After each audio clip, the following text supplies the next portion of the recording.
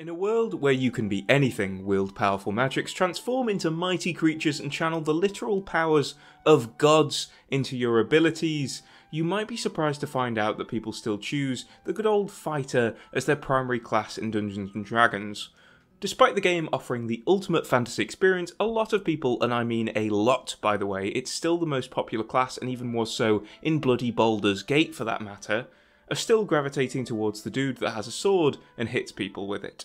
Part tank, part DPS, the fighter has a good amount of versatility, especially in the equipment they're offered, as we'll get into, but their main role really is being the most consistent member of your party. They don't spend all their damage early on like a Paladin, nor do they need to get a long rest if they want to recharge the most useful abilities, yet, even though the fighter can prove itself an incredibly strong class, some find it boring, or you might still feel like you're not getting the most out of it. Luckily for you, I've got my top 5 tips as always to help out.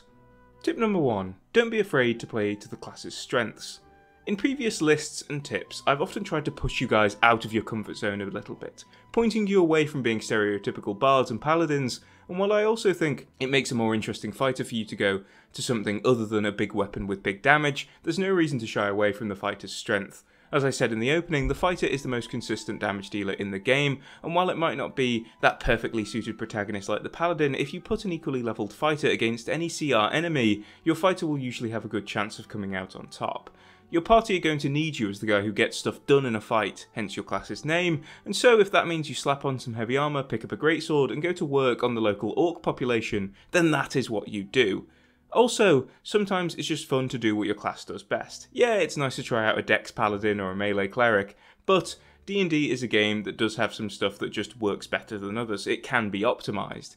It doesn't mean you can't get creative, but if you have fun with what some would consider a plain fighter, then keep having that fun. Tip number 2. You can still switch things up and be consistent. Now, this tip is almost going to go exactly against what I said in tip 1 because I believe that while being the typical great weapon fighter is likely the easiest way to show off your class's strength and consistency, in reality, you can still remain strong and a great damage dealer without going down that line. Take one look at the fighter's subclasses and you'll see a whole range of ways that you can take down your enemies. Throw in the fighting styles you can have, as well as all the proficiencies you get right from the start, and you'll be able to pretty much emulate whatever kind of cool guy you had in your mind when you started cooking this character in your head. Want to deal range damage but can't be bothered being a ranger or rogue? Then you've still got great dex fighter options and have a heap of fun arrow options with arcane archer. Want to be a noble knight who doesn't get tied down to silly oaths? Then a cavalier is up your alley. The fighter is a great class for anyone who has an idea of what they want to play but don't believe they fit into a certain mould, and you'll quickly realise that even if Reddit tells you you're not playing optimally, you'll still be doing enough damage to keep your adventuring party alive. Tip number 3. Attacks can be interesting.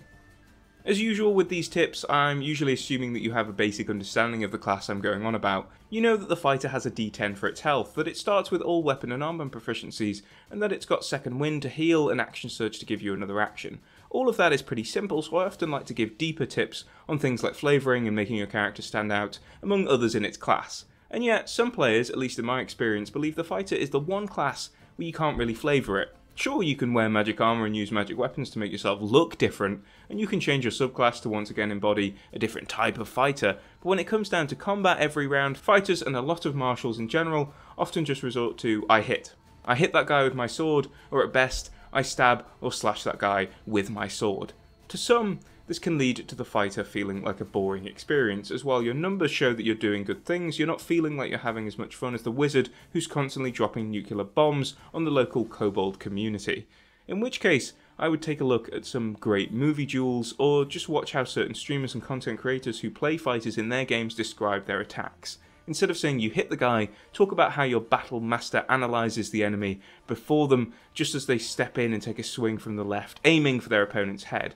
It's simple stuff like that that will really help you better imagine what you're doing if you feel like your attacks aren't really packing a flavourful punch. Just as a side note as well, I don't encourage players who try to actively target body parts unless it's clear your DM is suggesting that you do that, as otherwise it just means you'll end up being disappointed when your DM isn't willing to say you defeat the boss because you scored a natty 20 round 1 and said you cut off their legs. It's just one of those traps that new players tend to fall into, and it just makes combat more awkward than necessary for everyone involved. Tip number 4. You don't have to drop off. A lot of people love the fighter and martials in general because in the vast majority of campaigns, where you'll rarely ever see a level in the teens, never mind level 20, they feel very strong and equally matched with spellcasters. However, as veteran players will know, compared to the capabilities of a 20th level caster, a martial simply can't hold a candle to them. I personally don't agree with this take, as while yeah, a wizard can make a wish to pretty much do whatever they want, for themselves or for the world, in the game a martial can still feel like a level 20 character, i.e. a near unkillable demigod. However, if you are concerned about dropping off, I'd say you simply don't have to. First of all, if you're going to be going into the late game or are starting at a high level, it's worth having a chat with your DM about the kind of magic items you can expect in the game.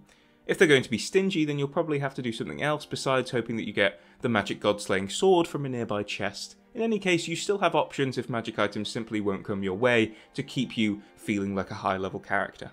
While I understand this might not be the best thing to say in a fighter guide, you can always multi-class. Fighter is often seen as one of the best dips in the game, and if you're looking for a spellcasting might, perhaps you could just have a little bit of fighter in you so you can make the most of both martial skills and spells.